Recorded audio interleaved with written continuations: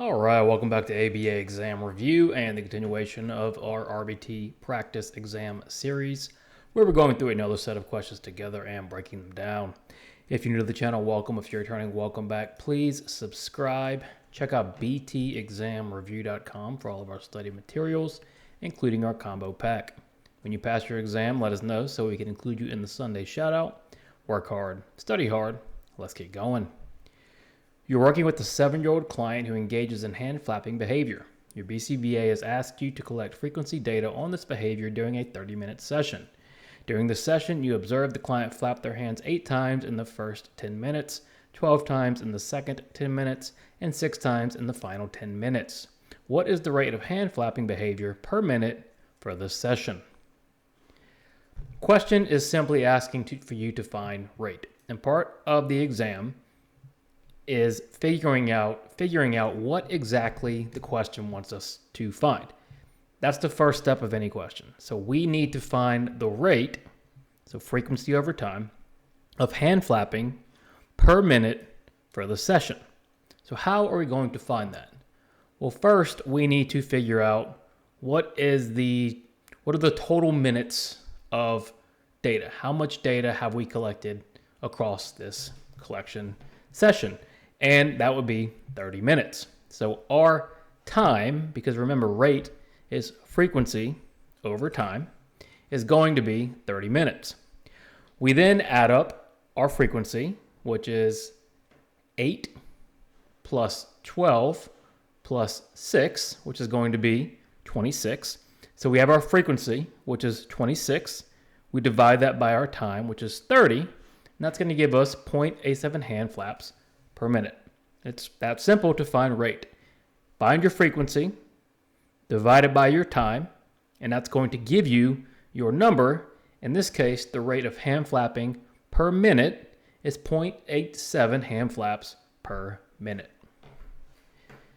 During a therapy session at a client's home, the parent approaches you and says, "I'm so frustrated with my child's behavior at bedtime.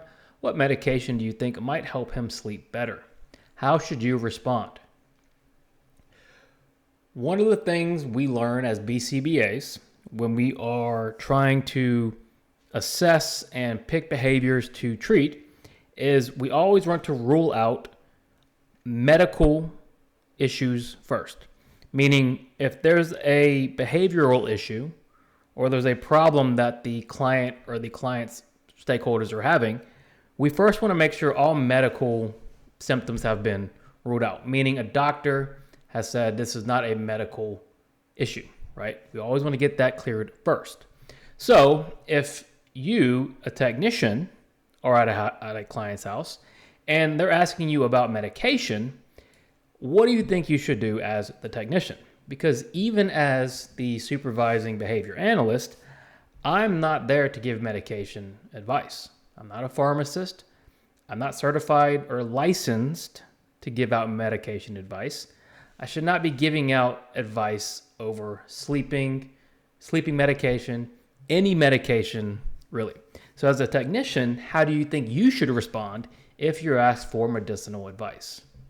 A, recommend a specific sleep medication you've heard works well for children. We want to be careful about recommendations that are generalized, meaning every client we work with is going to be an individual, and we want to treat them as an individual, meaning what works for somebody might not work for another person. It might be harmful for another person. So recommending based on generalizations is rarely a good idea. B, suggest they try melatonin since it's natural and available over the counter. You definitely want to stay away from giving out any hard suggestions, right? Any concrete medicinal suggestions like melatonin or anything else. C, explain that medication recommendations are outside your scope of practice and suggest they consult your pediatrician. Good. This is the best answer so far. Your scope of practice is not to prescribe or suggest medication. They need to talk to a medical doctor for that medication recommendation. D, tell them you'll ask your BCBA about medication options and get back to them. Now, the BCBA is not going to be able to give medication options either. Once again, unless your BCBA is licensed or certified, this type of health information has to come from that pediatrician. So the better answer here is explain medication recommendations are outside your scope and suggest they consult their pediatrician. Now, can you go tell your BCBA that they asked about this? Of course, and you should, but you're not going to ask them for medication options and then go back to the parent and say what they said. That's got to be a medical thing that's figured out by a physician. Your client loves playing with trains and becomes upset when asked to stop. You notice that when he tantrums about ending train play, his mother often lets him play for 5 more minutes. According to behavioral principles, what is most likely happening? All right, if you've been studying a while, or if you're fluent, or if you've been working on questions, this question might be extremely easy, and that's great. The better you get at questions, the more you work, you're going to start to find that some questions just click. You don't really have to even think about them. You just know the answer. In this case, we have a client. They love playing with trains. And then when train play is over, what happens? He tantrums. And the consequence is he gets 5 more minutes of train play. So what is likely happening? Well, if he's tantruming when train play is over, and that consequence is he gets more trains, what is the principle behind that? A, the tantrum behavior is being punished by the delayed train play. Well, the tantrum behavior is not being punished given that it provides him the function he wants, which is getting more train play.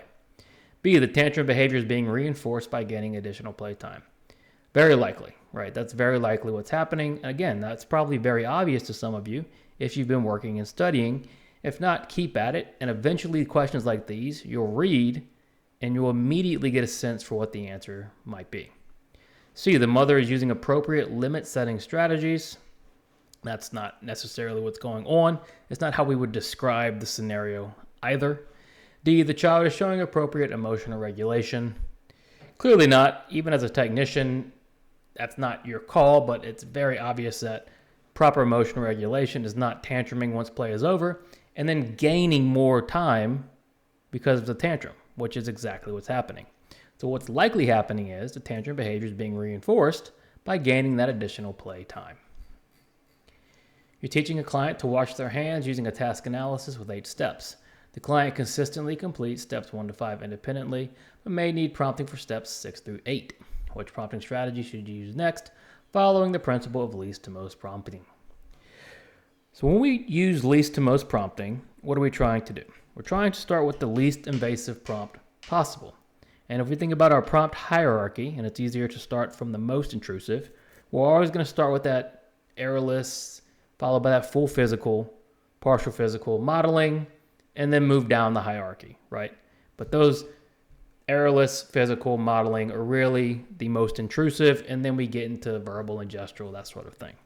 In this case, if this client can already complete steps 1 through 5 independently, and we're only looking at potentially prompting for 6 through 8, it tells you that using a very intrusive prompt might not even be the best strategy or necessary because they can already work through most of it by themselves. And you've been instructed to use least to most anyway. So where are you going to start? A, start with full physical prompts for steps 6 through 8. Starting with full physical prompts would be more like most to least, right? Think about our prompt hierarchy. Errorless physical modeling. If we're starting at physical, there's really nowhere to go. It really can't be least to most. B, begin with model prompts for steps 6 through 8, then increase prompt level if needed. Again, it's better than full physical because at least if you do increase, you can go to physical, but there's still not much room to change. And we're going least to most. We want to give us some room to operate. So C, use verbal prompts first, then move to more intrusive prompts as necessary. Good. Let's start as low as possible, right? Maybe it's just a verbal prompt that leads to the client doing what they're supposed to do. The lower on that prompt hierarchy you can start, the better. D, skip the prompting and let the client figure it out independently. Well, if we're looking at the client and they may need prompting, and you're following the principle of prompting, we're not going to skip the prompting altogether because the question wants us to answer assuming we are doing prompting from least to most. So what we're going to do is use this very unintrusive prompt first and then move to more if necessary. Yes, B technically is least to most. You can go model to physical, but C's better given when we do least to most or most to least. We're trying to start with either the most intrusive or least intrusive possible. So we're going to use those verbal prompts first, then move to more intrusive prompts if necessary. During a discrete trial training session, you present the instruction touch red while showing red and blue cards. The client touches the blue card. What is the correct sequence of actions following this incorrect response? So we have a discrete trial training session and question. What is our order of operations for DTT? We have our SD, our prompt, our response, consequence, brief pause, start again. In this case, you say touch red, which is the SD. You have the red and blue cards out. The client responds by touching the blue card. What do we do next? A, say good try and move to the next trial. What's wrong with that? Well, the client 1 answered incorrectly. Saying good try doesn't communicate effectively that the client 1 got it wrong, and 2, it doesn't offer any corrective feedback. If anything, it might actually provide attention. We don't know the client's level, but what if they don't understand good try? Is that good or bad? Good try is not good verbal feedback. It doesn't specify anything. It's not a good way to respond, especially that they got it wrong. B, provide no response, remove materials, and start the next trial after a brief pause. No response is much better in DTT than just saying a standard good try. No response is the consequence. We remove everything, we pause to reset it, and then we go again. B is a very good way to approach this DTT session. C, immediately repeat the same trial with additional prompting. We don't immediately do the same trial. We have to have that pause. Okay, that pause is important in discrete trial training. D, switch to a different target to avoid frustration. Not necessarily. If this is our target, this is what we're working on, we can't just always avoid frustration. That's part of the learning process. So if we have the situation the correct way here, given the answer choices, provide no response, remove materials, and start the next trial after a brief pause. Thanks for watching. Check out btexamreview.com for all of our study materials. When you pass your exam, let us know so we can include you in the Sunday shout-out. Work hard, study hard. See you soon.